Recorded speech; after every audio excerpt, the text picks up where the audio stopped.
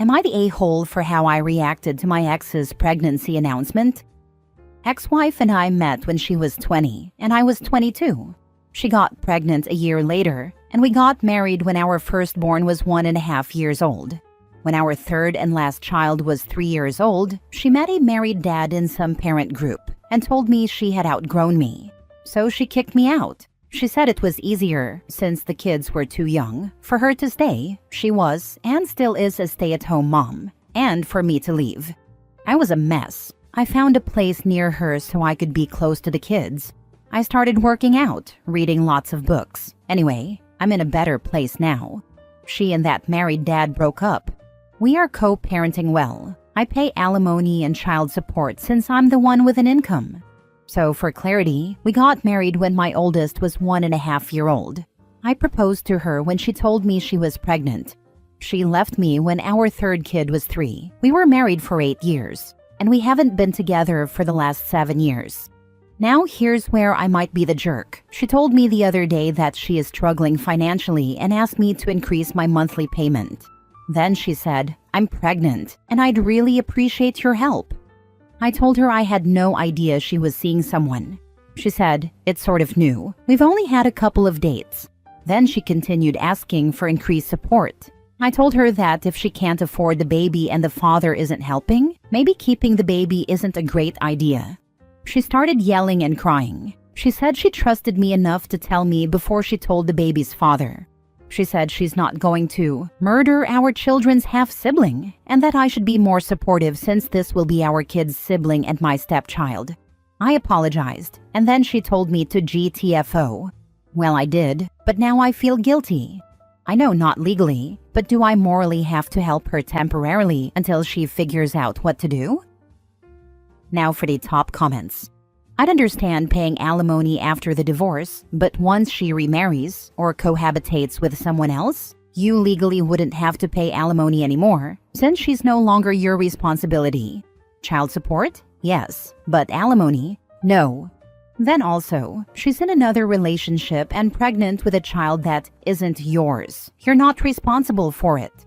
And no judge would increase your payments to support a child you didn't father and have no ties to. You need to seek legal counsel, and maybe even push for full custody.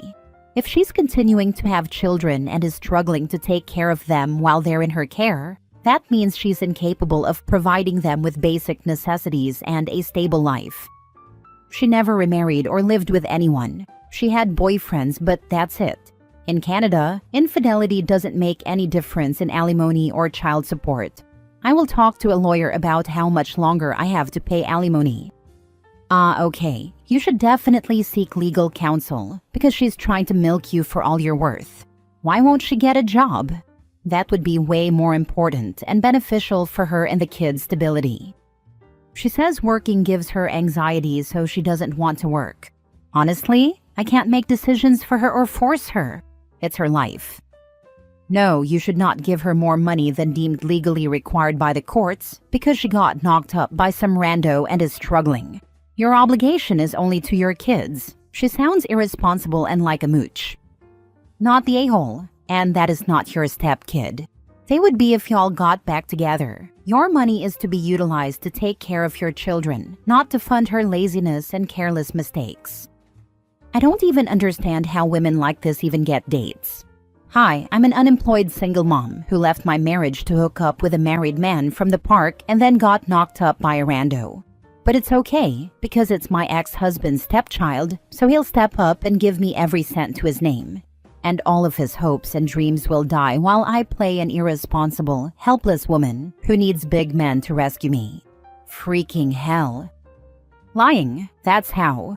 Lying through her teeth and lying in another man's bed, and now her future is lying in ruins. Next story.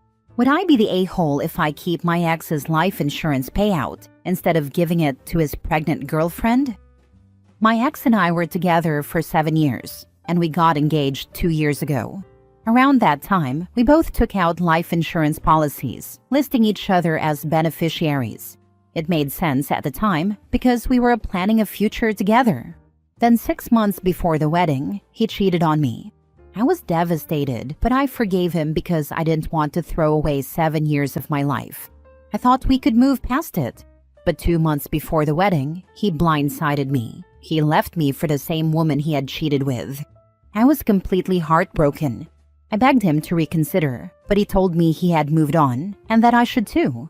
It took me a long time to heal, but I eventually accepted that he had made his choice. Over time, I worked on rebuilding my life. That was a year ago. I updated my own life insurance policy, assuming he would do the same. Then, last week, I got the unexpected news that he had passed away suddenly. It was shocking, but what surprised me even more was getting a call from his sister. Apparently, he never changed his beneficiary, which means I am set to receive over $100,000 payout. Now his girlfriend, the woman he left me for, has reached out, asking me to give her the money. She's pregnant with his child and currently unemployed. She says the money should go to her and the baby because I am just his ex. I understand that this is a difficult situation and I have sympathy for her child, but at the end of the day, this was his responsibility. He had an entire year to update his policy, and he didn't.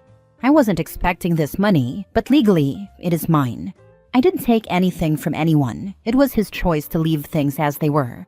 I don't think I should be obligated to give it up, especially considering how he treated me. This isn't about revenge or pettiness. It's simply about the fact that I was the named beneficiary, and I see no reason why I should be the one to fix a mistake that he made. That being said, I don't want to be heartless. I'm considering setting aside a small amount for the baby because none of this is the child's fault. But at the same time, I don't think I should feel guilty for keeping what was legally left to me. Am I the a-hole? Keep it, but be prepared for the baby mama to try and sue you for it. I'm not a lawyer, but I think you've got solid ground for keeping it. Yeah, I'm hoping it doesn't come to that, but I'll be ready just in case. I'm not a lawyer, but I'm pretty sure insurance policy beneficiaries are almost airtight. There have been many stories in which ex-wives of 20 years get the payout because it was never updated, and the court upholds it. I don't think she would have a chance. My father worked in life insurance. Insurance beneficiaries supersede everything. Wills, POA everything. And failure to change is not grounds to sue. Most lawyers won't touch it. You better not give her a penny, especially if she knew about you when they got together initially. You have no idea what she'll do with that money if you give it to her. I would if you really feel led to give the money to the kid. Hold on to however much you want to give until they are ready for college. Or graduate high school and give it to them then. She does not deserve anything. Additionally, if she really has his child and is in the US, she can apply for survivor benefits for the child. Not the a-hole. Take a nice vacation. Thank you. I really appreciate this perspective. I definitely don't want to be unfair, but you're right. It was left to me for a reason. If I do decide to help the child in some way, I'd want to make sure it actually benefits them in the long run. Before doing anything, you should discuss it with a tax advisor. It's my understanding that a life insurance payout to you is not taxed. If you then give the money to someone else, there may be gift taxes or other taxes applied. Next story. Am I the a-hole for refusing to help my dad's pregnant wife and telling him if I visit her, I will confront her about all the crap she's done? I, 18 female, live with my mom and I'm a senior in high school. My parents and my dad's wife are a messy situation. My dad dated his wife in high school. I think they started going out when they were 15 and things ended when they were 17 because my dad liked my mom. My parents got together in senior year and stayed together throughout college. I was born right after their college graduations and they broke up when I was 2. After they broke up, my dad and his wife reconnected and hooked up a few times. But then my parents got back together for like 4 months. My mom ended things with my dad for good because they didn't work as a couple and because she found out my dad had been hooking up with his wife literally the same day they got back together. My mom wanted no part of that. But who does my dad's wife blame for my parents' relationship? My mom. My dad's wife has hated my mom for as long as I can remember. I was maybe 4 when she and my dad got married, so I don't remember life before her. But I disliked her for most of that time. I can't speak for 4 and 5-year-old me. But that POS my dad's married to, and he's a POS too, wished for my mom to die. My mom had cancer when I was 9, and my dad's wife wished for it to unalive her so they could have me and she wouldn't have to deal with the ex anymore. But my mom survived, and I know that haunts her. I heard her wish death on my mom 5 different times. Twice she said it to my face when I told her I hated her. The other 3 times she was talking to her family or friends, and I listened. My dad's wife blamed my mom for her miscarrying too, and for having a stillbirth. She said my mom took my dad away from her for so long that she was too old by the time they were trying to have kids. There were a few times my dad at least tried to be a better dad than he was and would tell his wife to stop dragging me into stuff for telling me bad things about my mom. He fought her because she agreed to take me to see my mom in the hospital one time and she didn't. But honestly, mostly he made things worse or he didn't care.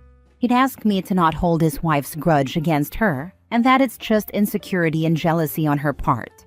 My dad's wife even tried to demand a DNA test be carried out on me because my mom was nothing but a whore and I was clearly not my dad's kid. She tried to spread that rumor around, so my mom told my dad to do the test, and it proved I was his. My mom tried to win custody of me a few times. There was always some BS from the judge about needing my dad and stuff, or how I was too young to decide, or that the situation wasn't toxic enough. I was 17 before a brand new judge, we'd had a few, said I was old enough to decide I didn't want to be at my dad's anymore. So that's the choice I made. I haven't gone to my dad's house once since that decision was reached. Now my dad's wife is pregnant, and her pregnancy is high risk and all sorts of stuff. I don't know all the details. She had a surgery and some time in the hospital to help keep her pregnant. Her family stayed for a while, but now they're gone and my dad wanted me to help. He said she needs people checking in on her and stuff, and I refused. He pressed it until I stopped responding. Then he told me after a while of me ignoring his request that it would be just like a visit and I didn't need to do any heavy lifting. So I told him if I visited her, I would confront her about all her BS in the past, and I asked if he wanted that stress on her now, or the stress of how repulsive I find her. Dad told me it would be an evil thing for me to do. I told him it was the only reason I'd ever want to see her. He got mad about it, and I went back to ignoring him. Am I the a-hole? Not the a-hole. It's your father's own fault, to be honest. He never shut down to talk about your mom, so now he lives with the consequences of you hating his wife. Honestly, this woman sounds like a maniac. Who tells a child they hope their mother dies? That alone would have caused me, as a man, to divorce her for saying that to my child. 100%. My dad should never have let this get so bad. But he couldn't have my mom, so he went to his wife. She knows it deep down too, and instead of dumping him and finding someone who wants just her, she blames my mom instead. That kind of misplaced anger and blame shows you're not the most rational or mature. You are 18 now and don't even have to speak to that POS sperm donor. Tell him to stop the BS, or you will cut him off completely, not the a-hole. I know, and I'm weighing how much contact I want with him at all, if any. I have a therapist helping me decide. Why not a trial test run of going no contact? A couple of years ago, my parents had a falling out with my dad's family. We cut ties with them, but obviously dad misses them, so every now and then he does reach out, but never to the extent it used to be. It's worked out well for us. I don't care about the crap they put us through anymore, but I also don't miss them. I don't see them as family anymore, especially since they never reached out to me or my siblings. That's an idea, and something I'll mention to my therapist next session. Last story. Am I the a-hole for refusing to give my parents access to my savings? I, 28 female, have been financially independent since I was 18. I worked through college, took on side gigs, and budgeted aggressively to build my savings. I didn't grow up with much. My parents always struggled with money, and I saw firsthand how stressful financial instability was. That's why I was so determined to create a safety net for myself. Recently, my parents found out that I have a significant amount saved. I didn't tell them directly. My younger sister let it slip in conversation. The moment they heard, it was like a switch flipped. Suddenly, they started making comments about how family should support each other and how they sacrificed so much to raise me. Then they got more direct, asking for money to pay off their debts and help with their mortgage. I love my parents, but they've never been great with money. They've always lived paycheck to paycheck, spending beyond their means and making impulsive financial decisions. They've taken out loans they couldn't afford, co-signed for family members who never paid them back, and spent money on luxuries while struggling to cover basics. I knew that if I gave them anything, it wouldn't be a one-time thing. It would open the door to them relying on me permanently.